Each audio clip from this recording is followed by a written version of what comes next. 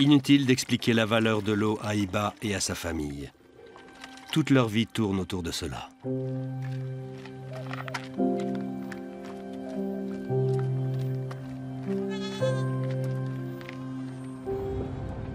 J'ai guetté l'arrivée d'Abou Nahar, le père d'Hiba, sur la route.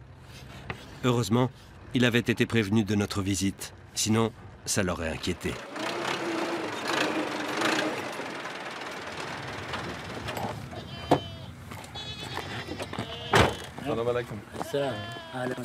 Chaque fois qu'il va à la source, il doit jouer au chat et à la souris avec les soldats israéliens qui ont toute autorité en Cisjordanie.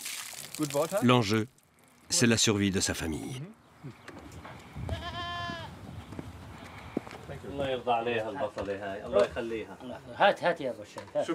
Je suis le bienvenu chez Abou Nahar, mais dans ses réponses à mes questions, perce toute la colère qu'il a accumulée du fait des humiliations.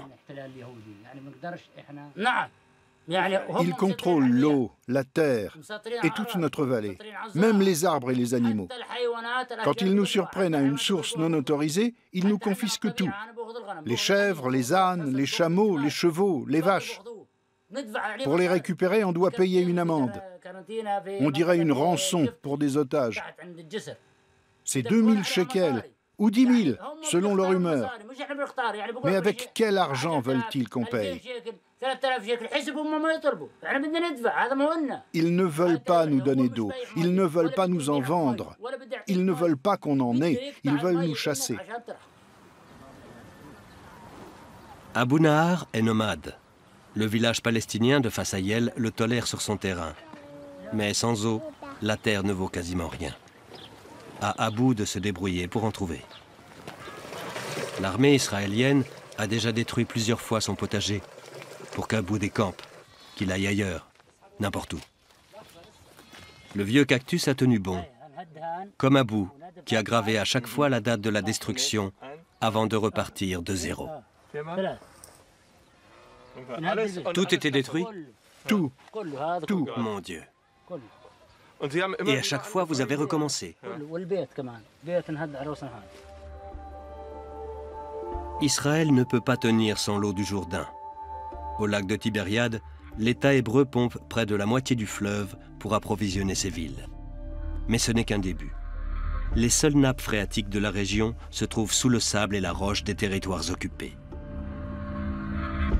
Le conflit israélo-palestinien, la guerre en Syrie et en Irak, la marche des milices terroristes le long de l'Euphrate et du Tigre, tous ces conflits tournent autour de l'eau.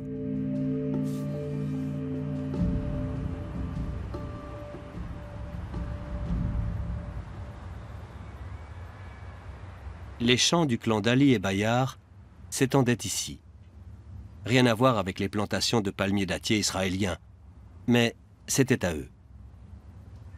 La bataille silencieuse pour l'eau dure depuis qu'Israël a envahi la Cisjordanie il y a près de 50 ans. Au final, les Palestiniens sont toujours perdants.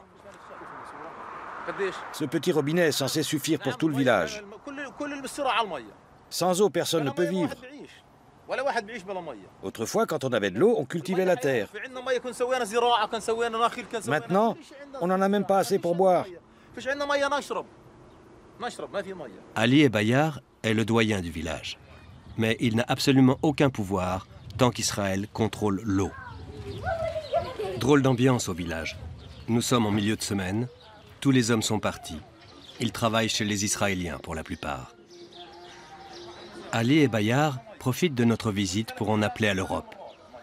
Peu lui importe que les colons israéliens aient fait fleurir le désert et qu'ils fournissent des emplois aux Palestiniens.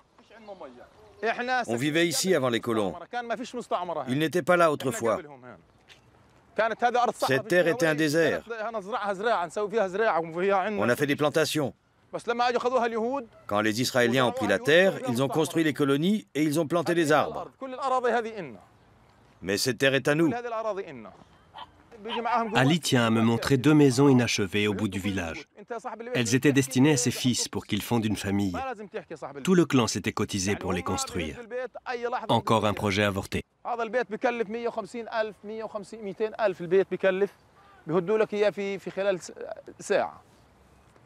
Regardez les papiers envoyés par les Israéliens. Un pour chaque maison. Ils veulent les détruire. Ils vont envoyer la police et l'armée. Que se passe-t-il quand des enfants voient leurs parents se battre pour tout dans la vie, même pour l'eau, et ce, dès leur plus jeune âge?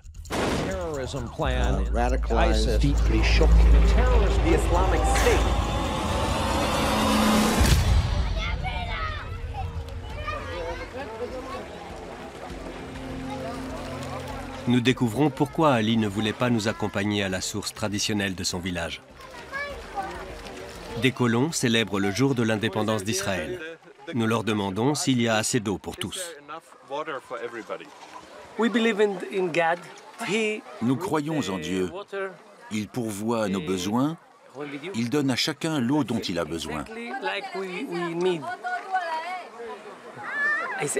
Je peux aller prendre de l'eau, mais eux aussi, ils peuvent y aller.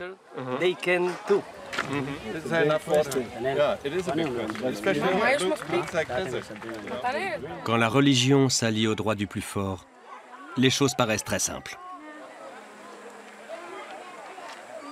Les nomades de Cisjordanie sont censés aller en Jordanie. Sauf que là-bas non plus, on ne veut pas d'eux.